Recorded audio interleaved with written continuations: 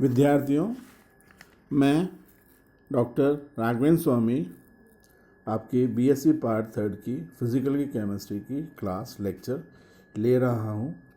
Unit है quantum mechanics और topic है विद्युत प्रकाश प्रभाव स्पष्टीकरण, यानी फोटो इलेक्ट्रिक इफेक्ट का एक्सप्लेनेशन। स्पष्टीकरण ये कैसा है भाई, क्या है?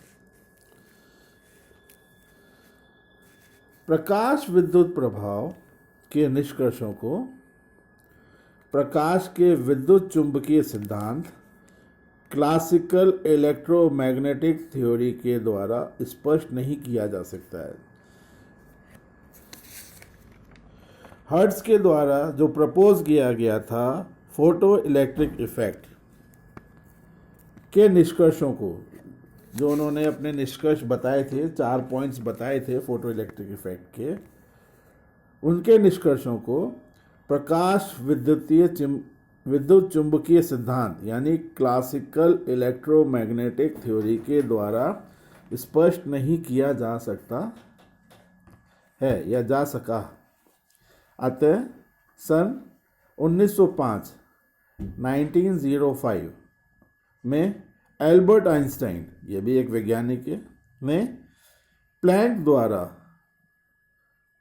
प्रदत्त विकिरणों के क्वांटम सिद्धांत, यानी एल्बर्ट आइंस्टाइन ने 1905 में प्लैंक के द्वारा प्रपोज किए गए क्वांटम थ्योरी के सिद्धांत, यानी क्वांटम सिद्धांत, क्वांटम थ्योरी के जो प्रिंसिपल है उसके सिद्धांत के अनुसार का प्रयोग कर प्रकाश विद्युत प्रभाव की सफलतापूर्वक विवेचना की। आइंस्टाइन ने क्या करा कि जो प्लैंक के द्वारा विकिरणों के क्वांटम सिद्धांत का प्रयोग कर प्रकाश विद्युत प्रभाव फोटो इलेक्ट्रिक इफेक्ट की सफलतापूर्वक विवेचना की। कैसे की? आइंस्टाइन ने माना, वैज्ञानिक ने माना कि विकिरण रेडिएशंस में ही h न्यू ऊर्जा के पैकेट्स या क्वांटा होते हैं, जिन्हें फोटॉन्स कहते हैं। इसके अनुसार जब कोई फोटोन किसी पदार्थ पर पड़ता है तो वह अपनी पूर्ण ऊर्जा किसके बराबर होती है? पूर्ण ऊर्जा, पूर्ण एनर्जी किसके बराबर होगी? h न्यू धातु में उपस्थित इलेक्ट्रॉन्स को दे देता है। जब भी कोई फोटोन पदार्थ पे पड़ता है, फोटोन क्या है? पैकेट्स के द्वारा एनर्जी किस में जाती है? ऊर्जा किस में जाएगी? पैकेट्स में, जिसको फोटोन कहते हैं। जब पदार्थ पे के सरफेस पे पड़ता है तो अपनी पूर्ण ऊर्जा, पूरी एनर्जी धातु में उपस्थित इलेक्ट्रॉन को दे देता है। अर्थात धातु सतह के भीतर इलेक्ट्रॉन एक फोटोन का पूर्ण रूपेण अवशोषण करता है। धातु सतह के भीतर इलेक्ट्रॉन एक फोटोन का पूर्ण रूपेण अवशोषण करता है। इलेक्ट्रॉन द्वारा प्राप्त यह अतिरिक्त ऊर्जा 2 कार्य करती है। जो इलेक्ट्रॉन ने अतिरिक्त ऊर्जा प्राप्त करी, किसके द्वारा? जब फोटोन मेटल सरफेस पे पड़ता है तो इलेक्ट्रॉन उसको अब्जॉर्ब कर लेता है। अब ये एडिशनल एनर्जी हुई, अतिरिक्त ऊर्जा हुई। इलेक्ट्रॉन द्वारा प्राप्त ये अतिरिक्त ऊर्जा 2 कार्य करती है। पहला कार्य क्या करती है? इलेक्ट्रॉन को पदार्थ की सतह से बाहर निकालने में जो ऊर्जा व्यय होती है, जिसे कार्यफलन कहते हैं। यानी इलेक्ट्रॉन जो उसने एडिशनल एनर्जी अब्जॉर्ब कर ली, जब फोटोन उसके ऊपर पड़ता है तो एडिशनल एनर्जी अब्जॉर्ब कर लेता है इलेक्ट्रॉन। अब क्या उसके 2 फंक्शन, 2 कार्य करती है, 2 वर्क करते हैं। इलेक्ट्रॉन को पदार्थ की सतह से बाहर निकालने में जो ऊर्जा व्यय होती है, जिसे कार्यफलन कहते हैं। मेटल सरफेस से इलेक्ट्रॉन को बाहर निकालने में जो ऊर्जा, एनर्जी वेस्ट होएगी, व्यय होएगी, खर्च होती है, उसको वर्क फंक्शन कहते हैं। धातु से इलेक्ट्रॉन को बाहर निकालने के लिए कुछ कार्य करना पड़ता है। इसके बगैर तो वो निकलेगा नहीं। इलेक्ट्रॉन बाहर मेटल सरफेस के।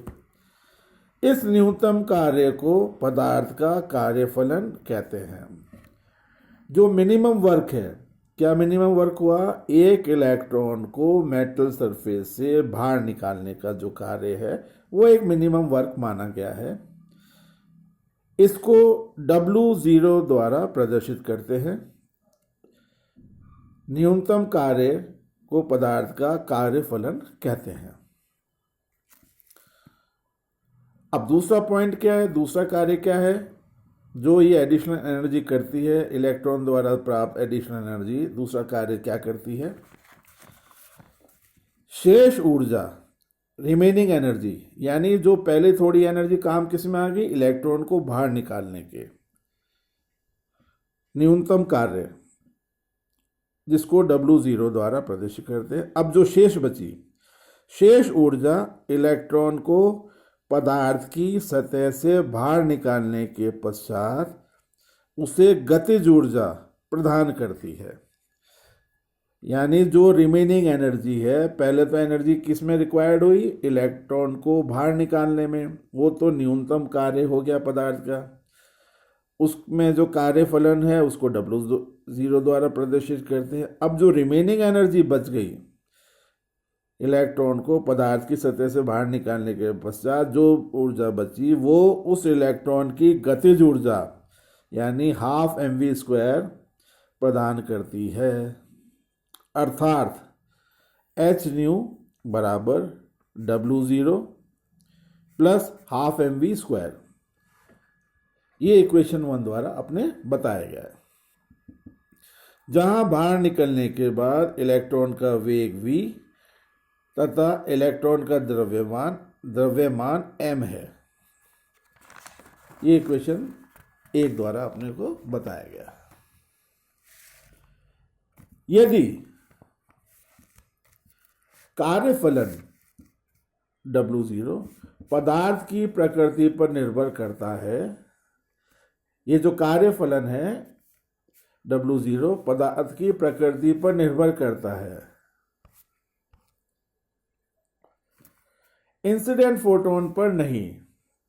जो वर्क या जो मिनिमम वर्क, न्यूनतम कार्य जो इलेक्ट्रॉन ने किया बाहर निकलने का कार्यफलन W0, वो पदार्थ की प्रकृति पर निर्भर करता है, ना कि इंसिडेंट फोटोन की प्रकृति पर।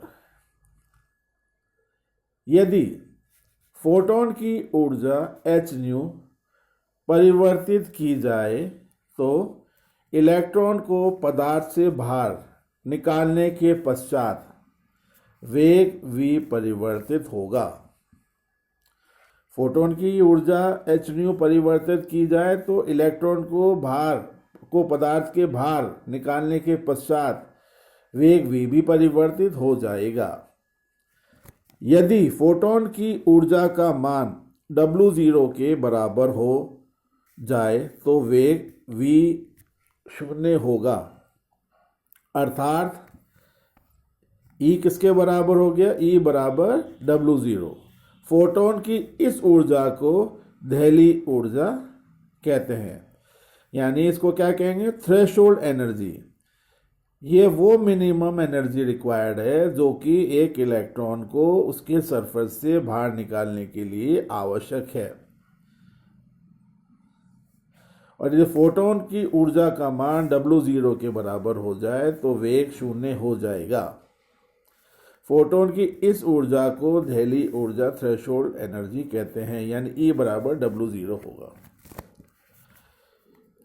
यदि इस ऊर्जा, यानी किसको? थ्रेशोल्ड एनर्जी, इस ऊर्जा का फोटोन प्रयुक्त किया जाए तो वह कार्यफलन क्या हुआ? W0 के लिए ऊर्जा प्रदान करने में सामर्थ होगा। परंतु क्या? इलेक्ट्रॉन उत्सर्जित नहीं हो सकेगा इस कंडीशन में। किस कंडीशन में? यदि इस ऊर्जा, थ्रेशोल्ड एनर्जी का फोटोन प्रयुक्त किया जाए तो वह कार्यफलन W0 के लिए ऊर्जा प्रदान करने में समर्थ होगा, परंतु इलेक्ट्रॉन उत्सर्जित नहीं हो सकेगा।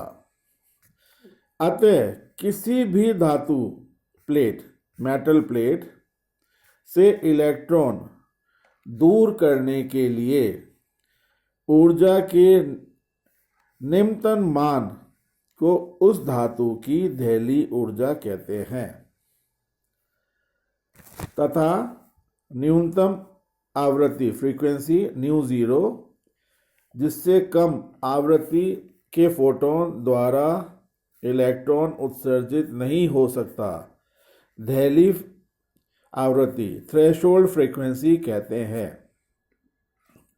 दोबारा समझ लो क्या मतलब हुआ। किसी भी धातु मेटल प्लेट से इलेक्ट्रॉन दूर, यानी इलेक्ट्रॉन को किसी भी मेटल प्लेट से उत्सर्जित एमिट करने के लिए ऊर्जा के मिनिमम मान, ऊर्जा की न्यूनतम वैल्यू, मिनिमम वैल्यू, कम से कम वैल्यू को उस धातु की दैलीय ऊर्जा कहते हैं। जो मिनिमम एनर्जी रिक्वायर्ड है एक इलेक्ट्रॉन को मेटल सरफेस से, मेटल प्लेट से बाहर निकालने के लिए, उसे दैलीय ऊर्जा कहते हैं।